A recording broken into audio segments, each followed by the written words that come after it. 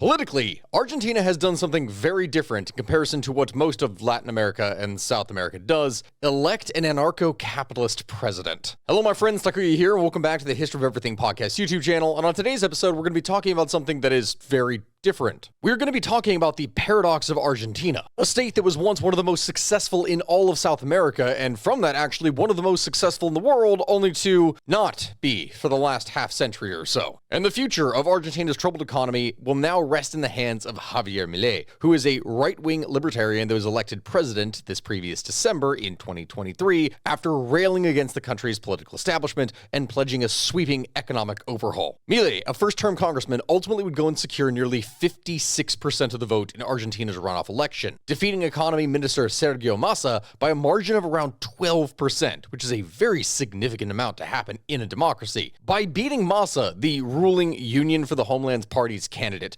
Milei's victory has dealt a major blow to the powerful Peronist movement that has long been influential in the country.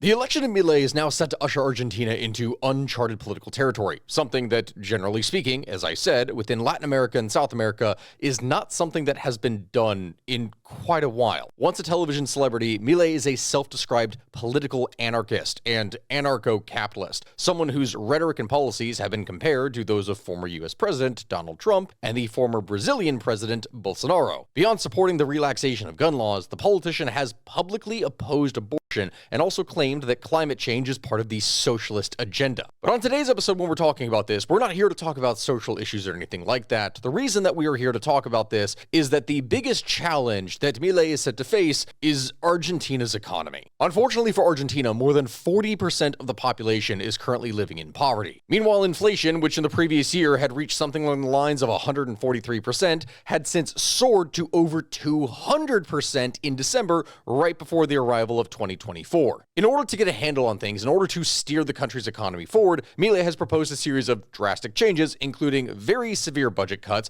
completely eliminating the central bank, and then simultaneously adopting the US dollar. Proposals that, mind you, could work, but simultaneously are fraught with risk. You don't really know what could potentially happen from that. But hey, guess what? Even if the government stops caring about you at all, do you know who might just help? Morgan & Morgan, and oh my god, I cannot believe that I'm making this transition right now. But genuinely, in comparison to what I'm doing with this country, yeah, you're likely to get more money off of them. Listen, my friends, when you're hurt, you deserve the best on your side. Your injury is something that could be worth millions. Because what normally happens is that insurance companies will often lowball clients' claims. Morgan & Morgan will fight to get you the money that you deserve, and insurance companies know it. And I guess now you and pretty much every single person in Detroit or every major city where you see one of their billboards, they also know it. The reality of the situation is that when you are out there and you are fighting a big company, this is something that is going to take a big law firm to actually back you. And as America's largest injury law firm, they are ready to take on insurance companies of every single size. I think that we are all probably aware that many people will skip safety in order to just save a buck here and there. So if you've been injured or something has happened, then it only takes a few minutes to see if you actually have a case. And the fee is absolutely free unless you win. And so if you have been injured and want to start your claim, you can do so with a simple click by going to www.forthepeople.com/history-of-everything. Thank you for sponsoring me, Morgan & Morgan.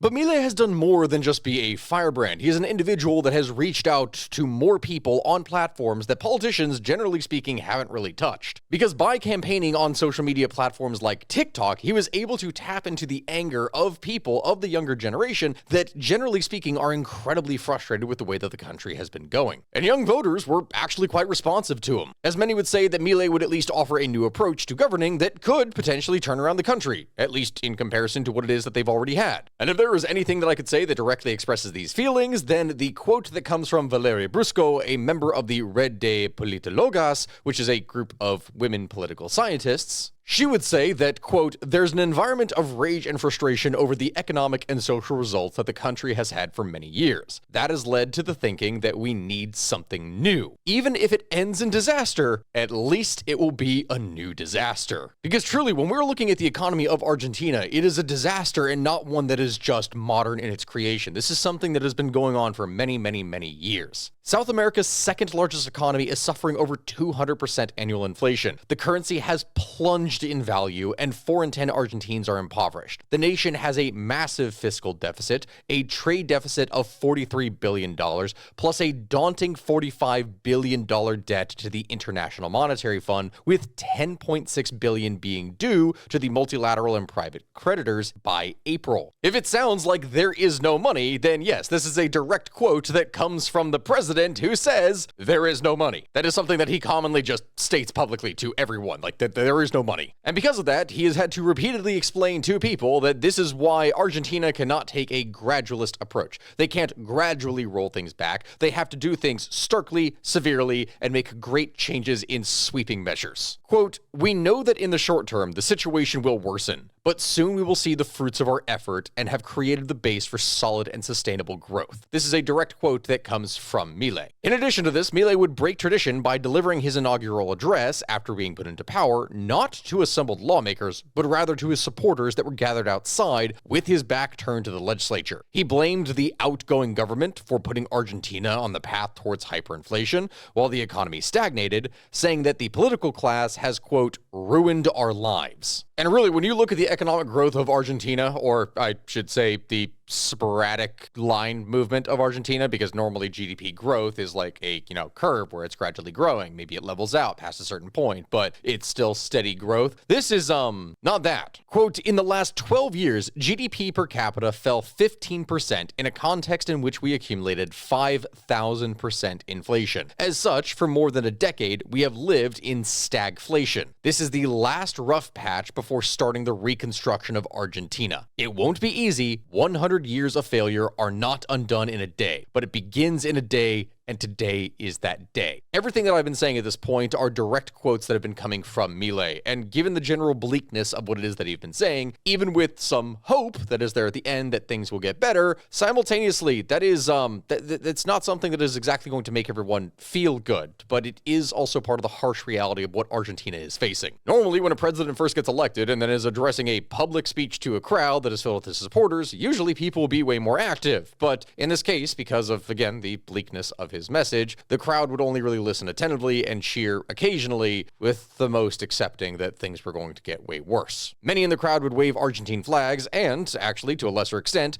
the yellow Gadsden flag that is oftentimes associated with the US libertarian right, which Milei and his supporters have adopted. And immediately after coming into power, Milei would start to make sweeping changes. At least in some areas, others have not yet been touched. Though the time that I'm making this video, it could be like one of those previous ones that I've done where after making it, literally it gets announced over the course of me doing research or already editing, and there's nothing I can do at that point. Yes, I know I need to do an update to the Ethiopia video because of that whole thing. Either way, one of the first major developments is that Argentina would formally announce that it will not join the BRICS bloc of developing economies, which BRICS is actually something that I should go and do a video on. That is definitely something that deserves it. In a letter addressed to the leaders of Brazil, Russia, India, China, and South Africa, all members of the alliance, Milei would say that the moment was not opportune for Argentina to join as a full member, and the letter that was sent was dated for December 22nd, but ended up being released on the Friday that was the last working day of 2023. Argentina was among 6 different countries that were invited in August to join the bloc that was, again, made up of Brazil, Russia, India, China, and South Africa. This to make a 11-nation bloc. Argentina was initially set to join on January 1st, 2024, but that didn't happen. The move comes as Argentina has been left reeling by deepening economic crisis that only seems to be growing worse before it can possibly grow better. Remember when I said that at the end of the year, Argentina's annual inflation had soared to over 200%. In this case, 211.4% that it had managed to reach by the end of December. That is the highest inflation rate in 23 years in Argentina. The entire reason as to why this is happening is varied. The data reflects the strong impact of a series of shock measures, including a 50% devaluation of the nation's currency that was implemented by Milei in the hopes of of eventually bringing the country's roaring inflation under control. In addition, reducing aid to provincial governments, suspending public works, cutting subsidies for gas and electricity, and raising some taxes were all employed as part of these shock measures. And if all of that sounds bad, then, I mean, well, yes, it absolutely was. The annual inflation back in 2022, as an example, was like 95%, which is still not good. But the country's monthly inflation for December stood at 25.5%, which was actually lower than what they expected it to be, which was 30%. And so Milei would end up saying in an interview with a radio station that if the figures when they were released were lower than the forecast, then that would be an accomplishment, which is like, okay, yes, it's bad, but thankfully it's not as bad as things could have been. As for whether or not any of this is going to work, well, we don't really know yet. But the question that many people may possibly have is, how the hell did Argentina get here in the first place? Well, my friends, allow me to explain. And in order to do that, we're going to have to go back into Argentina's history. Now, my friends, I know that we are going back quite a ways in terms of Argentina's history, but you have to understand that what we are talking about is the setup for what creates the modern Argentine state, and one of the reasons as to why it perhaps had so many distinct issues. Much like many places in North and South America, prior to the arrival of Europeans, there were several distinct indigenous groups that occupied the territory that we now call Argentina. Most of the groups that we're talking about here were nomadic hunters and fishers, but some were able to develop agriculture. And one of the big tribes in here that we could talk about, one of the more famous ones, is the Mapuche, which is located in the southern part of Argentina as well as Chile, and that is the only Indian tribe that was never conquered by the Spanish. So yeah, fun little detail there. The Argentina that we know of today is really something that only took shape after repeated attempts at colonization by the Spanish. And much of Spain's effort was initially aimed at staving off Portuguese expansion in what is today Brazil. The first European known to have laid eyes on the area that would become Buenos Aires was Juan Díaz de Solís, who would sail up what is now the Rio de la Plata and name it the Mar Dulce, or Sweet Sea. Ferdinand Magellan would retrace the route in 1520, thinking that he had stumbled upon a passageway that would take him to the Pacific Ocean, and Sebastian Cabot would then return on a treasure hunting expedition in 1526. An exchange with local natives would yield trinkets of gold and silver, and so Cabot would rename the Mar Dulce to the Rio de la Plata, or River of Silver, in hopes that, he was going to find significantly more riches, but that didn't really happen. He would then return to Spain in order to convince the crown that more wealth was to be had in the region. But the thing is, with Argentina, that wealth never really came. During the colonial period, present-day Argentina offered very few economic advantages in comparison to other parts of the Spanish Empire, such as Mexico or Peru, which were exceptionally valuable. This would then cause Argentina to assume more of a peripheral position within the Spanish colonial economy. The problem is that Argentina lacked deposits of gold or other precious metals. And in addition to that, it didn't really have many established native civilizations that it could then subject to the economienda system. Now, there is an infinite number of things that I could do talking about this with the economienda and the way that the Spanish colonial system was set up, because really, the whole thing was just a continuation of feudalism from Europe with just new age economic measures. It's kind of a mess, to say the least. And so because Argentina wasn't necessarily a very popular destination for colonists during this time period, this meant that over the course of its colonial history, only 2/3 of the country was ever really populated. The last third that we're talking about here is the Patagonian Plateau, and even that, to this very day, is still not very populated. The economy of colonial Argentina during this time largely surrounded agriculture and livestock, and the output of these industries were primarily consumed by the producers themselves and the small local market. There wasn't really an export market to be heard of, and it only became associated with foreign trade towards the end of the 18th century. But that being said, by the late 1700s, Buenos Aires was the preeminent port within the region, and cattle hides would become a major component of the economy. This trade, however, was heavily taxed and strictly regulated by the Spanish crown, and so smuggling and circumventing became the norm, along with illicit trade with the British. Downtown Buenos Aires is actually still riddled with underground tunnels, many of them opened directly to what had been the port area along the Rio de la Plata, and cargo would pass untaxed through these during this time period in order to make as much money as possible. To this day, it's not actually clear whether or not the Jesuits may have built them, or even further back, and so it was then that over time, the merchants would gain increasing desire to end taxation from a foreign government, feeding a greater drive for overall political independence. Of course, because it's the British that we're talking about here in this scenario, illicit trade was never going to be enough for them, naturally. And so sensing that the Spanish Empire was weakening, as during this period of 1806 and 1807, the Napoleonic Wars were currently ravaging things across Europe,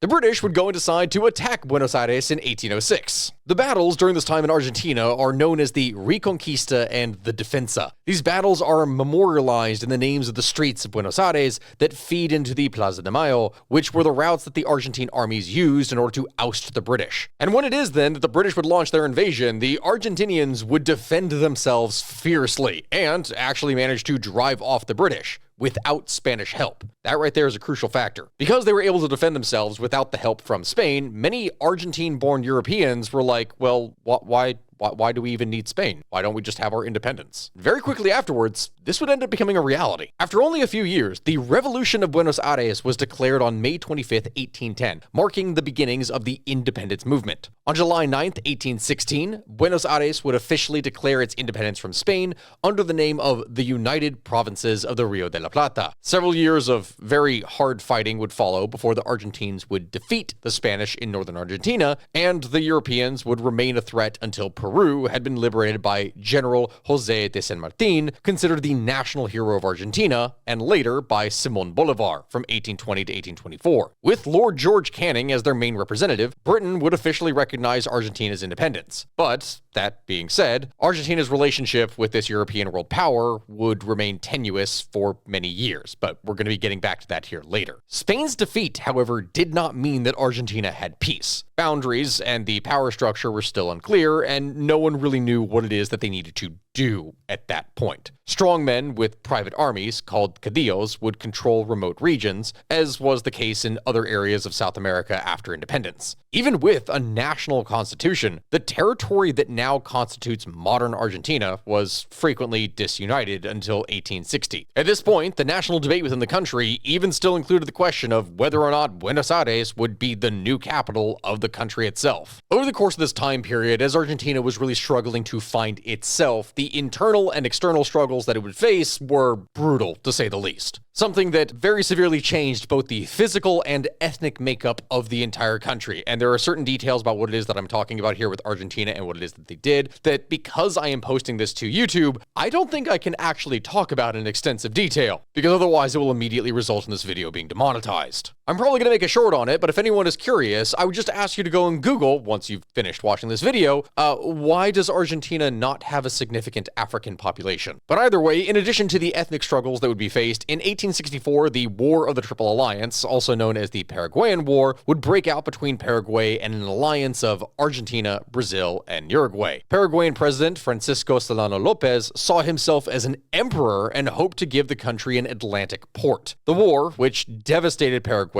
would last for 6 years and was one of the bloodiest fights to ever occur on South American soil. Of the three countries that fought Paraguay, Argentina would be the one that would recover from the war the fastest. And from that would serve as an impetus for unification among the varying provinces to actually unite into a strong country. And from this point on, Argentina was easily the most powerful and wealthiest country in the South American continent, and it would remain so for nearly 80 years. That all being said, if you can see the map that is behind me right here, genuine unification of Argentina and the actual uniting of it into a good national system, that is not something that would necessarily occur until going into the 1880s. That is 300 years after the permanent founding of Buenos Aires, and it was on this anniversary that the city was officially made the capital. You know, after all that time, which is quite a while. But either way, I guess it doesn't really matter, because from that point on, Buenos Aires and Argentina as a whole would experience explosive growth and wealth, laying the foundation for the glory days that a number of people in Argentina to this very day harken back to. Trade with Europe would expand during this time period, with cattle and grain from the newly conquered hinterlands serving as the main export, and millions of immigrants would come from Italy, from Spain, and other countries, filling the city's slums, and this being primarily in the southern sections of La Boca and San Telmo. The economy during this this time period truly would skyrocket. A 2018 study would describe Argentina as a super exporter during the period of 1880 to 1929, and the reason for this is that it credits the boom to low trade costs as well as trade liberalization on one hand, and on the other hand to the fact that Argentina, with all of its varying different goods that it was producing, offered a very diverse basket of products that Europeans and American countries would then want to consume. The study would go on to conclude that Argentina would take advantage of a multilateral and open economic system. And so naturally speaking, because of all the money that was being made, people naturally wanted more. And as more and more colonists were coming in, more and more farms were starting to be created across the country, but the people that were wealthier were naturally able to take greater advantage of this. Essentially, over the second half of the 19th century, there was an intense process of colonization of the remaining parts of Argentina, and largely the territory that was in this spot was being bought up by large landowners to create what was called latifundia, which is like the Latin term that if you've seen anything with Roman history, these were the massive estates that were owned by the wealthy elite that controlled huge swaths of land and were able to produce massive amounts of crops from them to outcompete others on the market. And if you're wondering what kind of economic effect all of this has, well, allow me to provide some simple math. Until the year 1875, wheat was imported, as it wasn't actually grown in sufficient quantities in order to supply local demand. But by the year 1903, the country not only met all of its own supply needs of wheat, it simultaneously would export over 75 million bushels of wheat, that being enough to sustain 16 million people. And if you're wondering how all this affects the people, well, it was extremely positive. Over the course of the 1870s, the real wages in Argentina were around 76% of what it was in Britain, meaning that even if, technically speaking, they are making less money, what you are capable of buying with your money in Argentina was the equivalent of around 76% of what you would have in Britain, making it a somewhat comparable economy. This is something that would end up rising to 96% in the first decade of the 20th century, meaning that per purchasing power, Argentina was almost the exact same as what it was in Britain. And that's just in comparison to Britain. In comparison to the United States, GDP per capita would rise from 35% of what it was in the US during 1880 to around 80% of what it was in 1905. This meant that Argentina had an economy that was similar in scale to what you would see in France, in Germany, in Canada, and all of these other varying states. It was the developments of what could be a modern great power. And so because of how incredibly profitable agriculture was during this time period, this meant that it would attract foreign capital for investments in the country in order to build up its railways and other industries. The largest component of all these investments specifically comes from Britain, and we're going to be getting more into that in a second, but just to understand the relative amount that we're talking about here, Argentina would see 20 million pounds of investment that would come from Britain in 1880, and that would soar to 157 million by 1890. That is a ludicrously big jump in investment over a period of literally just 10 years. Of course, that all being said, it wasn't just Britain that was getting in on the Argentine growth action. Over the course of the 1880s, investment began to show some forms of diversification as capital would begin to flow from other countries. You would start to see more that would come in from France, from Germany, and from other sources, though, that being said, British investment would still account for 2/3 of all foreign total capital. I mean, the crazy thing is that if you were a British person with any kind of moderate wealth in the 1890s or 1900s, really any time prior to World War I, again, if you had any kind of money, then the destination of choice where you wanted to invest that was Argentina. And I say prior to World War I because things are definitely going to change during that time period, but more on that in a second. And if you're wondering just how much investment we are talking about here, during this time period, 40 to 50% of all British investment that was invested outside of the UK specifically went to Argentina. Now, normally, it's not a good idea to have all of your eggs in one basket, as if all of your money for investment seems to come from one major source that potentially could be caught up in a major world war that could completely change the economic scope and balance of the entire world, then that's pretty dangerous. But either way, that hadn't happened yet. And so during this time period, despite its dependence upon the British market, Argentine exports would grow on average of a rate of 6.7% annually, and from that, the economy would continue to grow. Over the course of this time period, more and more railway would be built, and by 1885, a total of 2,700 miles of railways were open for traffic. The new railways that were being built across the country would bring livestock to Buenos Aires from the vast pampas for slaughter and processing in the mainly English meatpacking plants, and then from there would be shipped around the world. Really, when we were looking at the scenario, the greatest problem that Argentina faced was that it simply did not have enough hands to actually work. And with an abundance of land and very few hands, this meant that higher wages were necessary. And European immigrants that were tempted by these higher wages would then arrive in droves to the country to make their fortunes. This was something that was desired so badly by the government that the government would actually end up subsidizing European immigration for a short time in the late 1880s, but immigrants would arrive in massive numbers even with no subsidy, and eventually the money would actually run out on that subsidy and the entire program would crash. But either way, it still met its goal. Or at least it would meet its goals until World War I would come along and decide to absolutely wreck things. Argentina, like many other countries, would enter into a recession following the beginning of World War I. This being because the international flow of goods, of capital, of labor, of everything of the sorts would vastly decline. After all, it wasn't exactly safe to try and ship goods across the world when at any given point said ship could be potentially taken out by a submarine. Foreign investment in Argentina effectively stopped. And past that point, even when the war was over and investment could come back to the country again, it never fully recovered. Great Britain, as you remember, was the #1 investor in Argentina. 40 to 50% of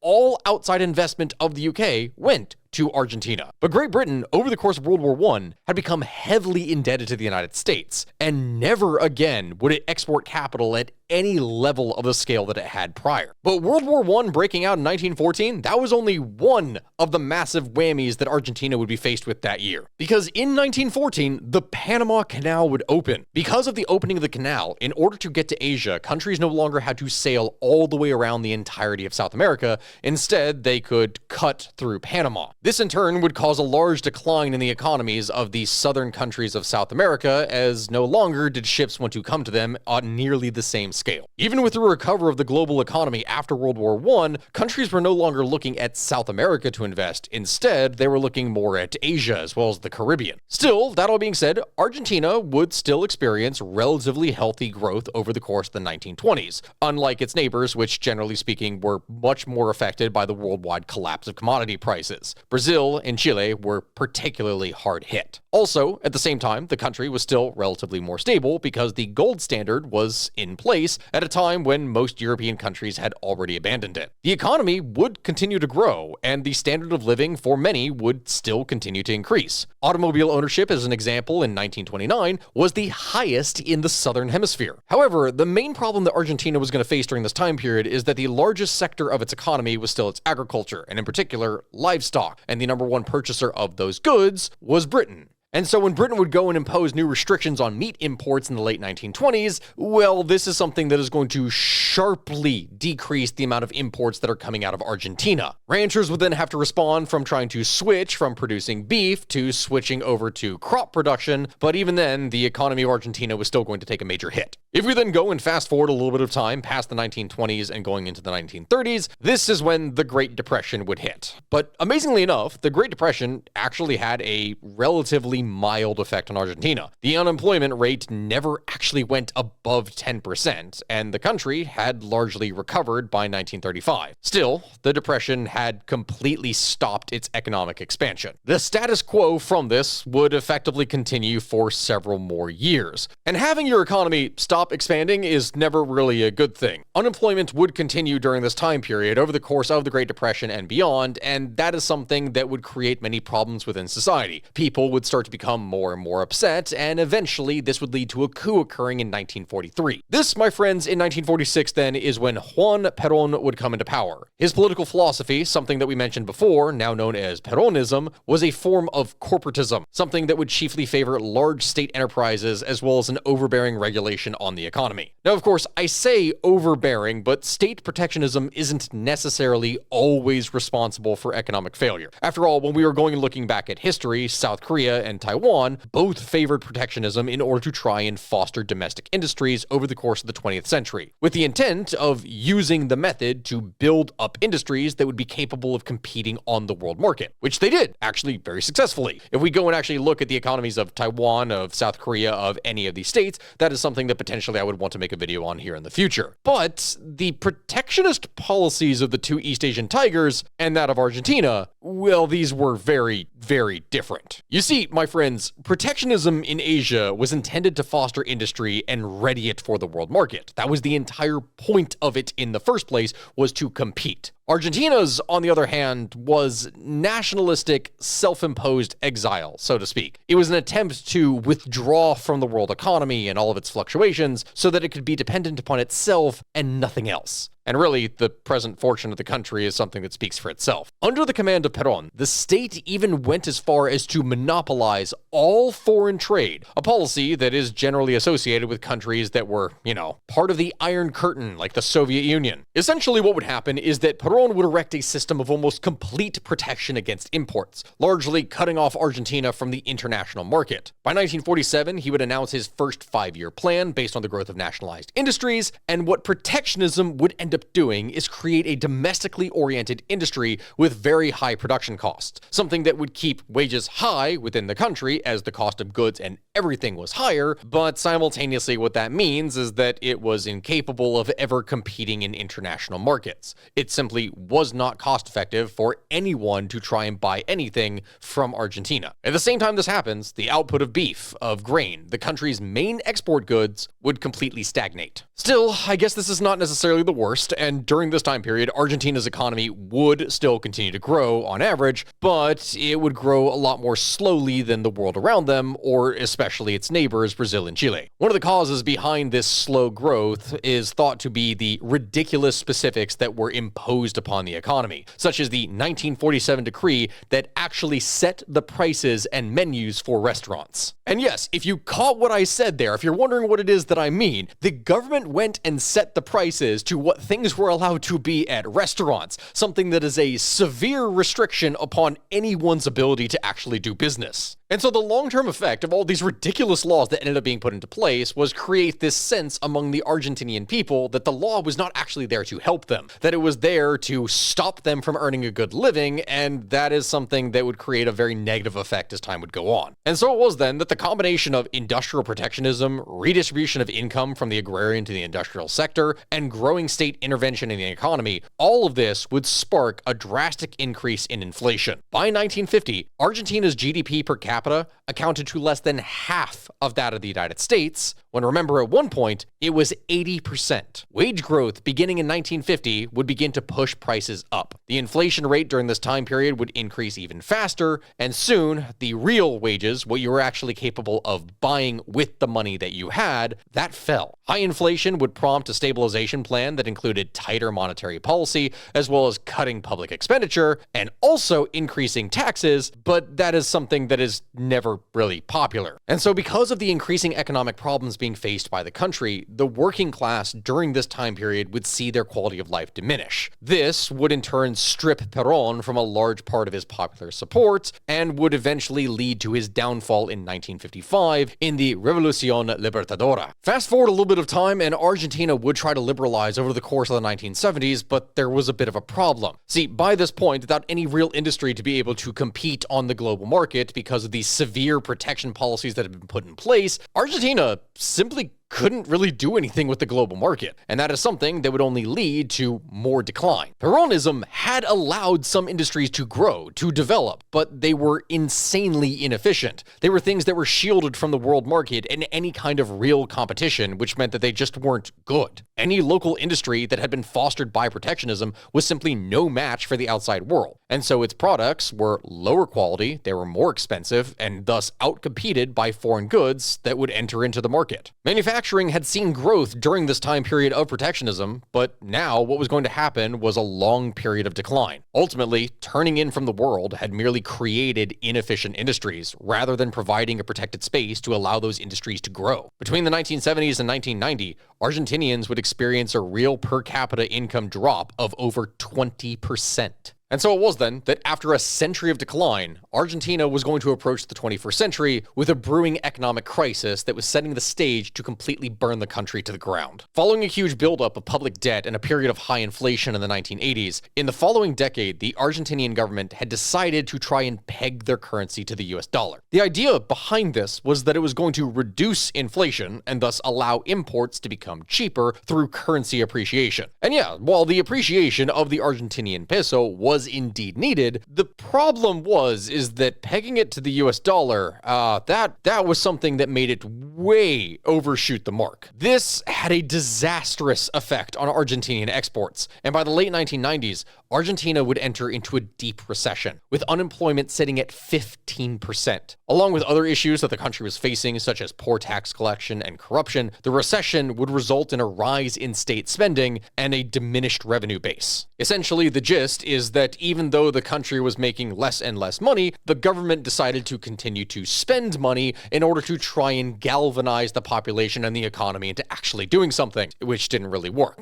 By 1999, creditors had effectively lost all confidence in Argentina's ability to service its debt, leading to Argentinian bonds to appreciate. The response was a round of austerity cuts at the behest of the IMF, yet this only further deepened the Argentine recession. By the year 2001, Argentina had defaulted on its debts and did away with its currency peg. This was really the only option that it even had as a country. But in removing its currency from the dollar, this is something that would end up devaluing it, and that would only further impoverish its citizens. As capital fled the country, consumer spending effectively collapsed. Savings were, over the course of merely a few weeks, completely wiped out, turning into a political crisis. And now if you're hearing the words political crisis and not economic crisis, and you're wondering what it is that I mean, well, the individual that you can see behind me right here, this is Eduardo Duhalde, and he was the appointed president in January of 2002, and he was the fifth one that Argentina had in 2 weeks. Yeah, 2 weeks. So yes, the economy during this time period was in trouble. But at least after the devaluation, Argentinian exports would once again pick up and the economy would start to get back on track. This is something that would also coincide with the later 2000s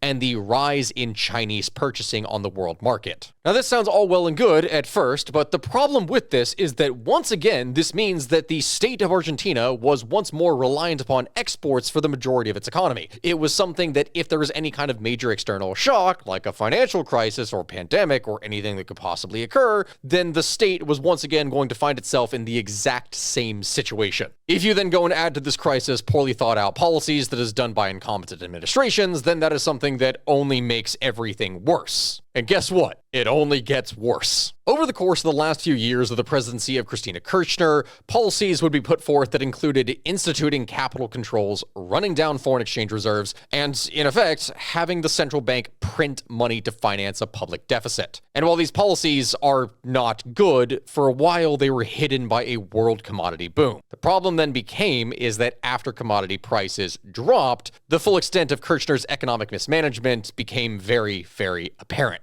Fast forward a few years, and on December 17th, 2015, the new president at the time, President Macri, would lift foreign exchange restrictions, leading to a 30% devaluation of the peso, the largest that had been seen since 2002. Unemployment during this time would reach double digits, as massive layoffs would occur in the public and private sectors. In April of 2016, monthly inflation would rise to 6.7%, the highest that had been seen since 2002. And mind you, when we talk about this again, I am saying monthly inflation, not annual inflation. That is 6.7% every single month, with annual inflation by the end reaching 41.7%, one of the highest in the world. Now, inflation of that kind of scale is never a good thing, but if you go back a few months to December of 2015, it gets even worse, because the government had announced during this time period the elimination of export restrictions for wheat, maize, and meat, while reducing withholding taxes on soybeans to 30%. Normally, that is not something that necessarily sounds all that bad, as you would think by exporting products you would make more money, but the problem by virtue of supply and demand meant that as more supply left the country, this led to a large price increase in staple products inside of Argentina,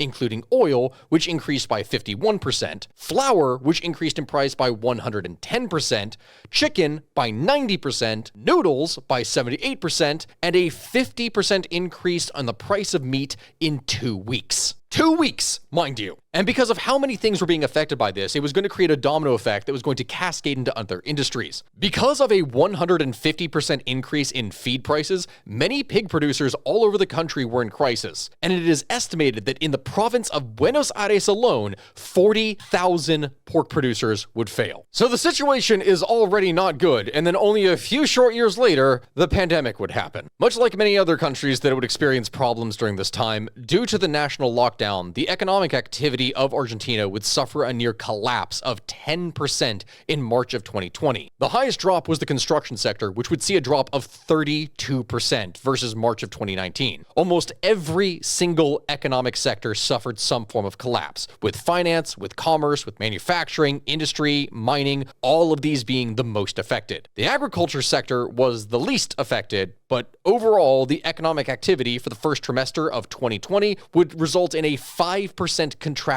of the economy. And this is something that would only grow worse over the time period of 2021 until the country would eventually open up again, but we're not quite there yet. In response to the pandemic, Argentina would implement a series of stringent quarantine strategies in order to try and curb the spread of the infection. However, in a nation where nearly 40% of the population works some kind of informal job, the Fernandez government would opt to provide vulnerable workers with additional income that was paid with, can you guess it, newly printed money. While this approach does make sense in the context of the pandemic initially, it does have the very severe unintended consequence of stoking up inflation from 50% to a staggering 95% in just 2 years. This currency exchange crisis would see the Argentinian peso plummet from 90 pesos to the US dollar in 2019 to 377 pesos to the dollar in 2023. And when I talk about that, that is only the beginning of 2023. It gets worse. As you all know, since I talked about this at the very beginning of this video, Argentina's annual inflation for 2023 ended up being 211%. This being the highest level that had been experienced by the country since the early 1990s, and now with the new president, Javier Milei, well, he's going to have to do something in order to try and address all this hyperinflation. The painful part is that this has to be done, it seems, with austerity measures. Like truly, one of the most insane parts about this entire thing, considering that I've already made multiple videos talking about the crises within Venezuela, is that for the first time in a long time, the inflation rate within Argentina is actually higher than Venezuela. Remember when I said that at the beginning of 2023, it was 377 pesos to $1 US? Now that number is over 800. It would be exceptionally unbecoming of me to just magically expect that the new president is going to be able to completely rectify a century of economic decline over the course of one tenure. Argentina is not going to simply return to its once high-ranking place among the world's economies anytime soon, nor will the legacy of certain economic calamities that have been faced be very quickly overcome. As for how long it's going to take, really, who can tell? But I hope that over the course of watching this video, you understand exactly what has been happening in Argentina over the course of its history to create the problems that are being faced today. My friends, this has been Stakuyi with the History of Everything podcast YouTube channel. Thank you all very much for watching. I appreciate each and every one of you. If you could like, comment, and subscribe, anything that you do here helps my videos in the algorithm, and I really do appreciate it. This is something that I really do enjoy doing, and every single time that I see you all like the video, it makes me smile. Goodbye, my friends, and I'll see you next time.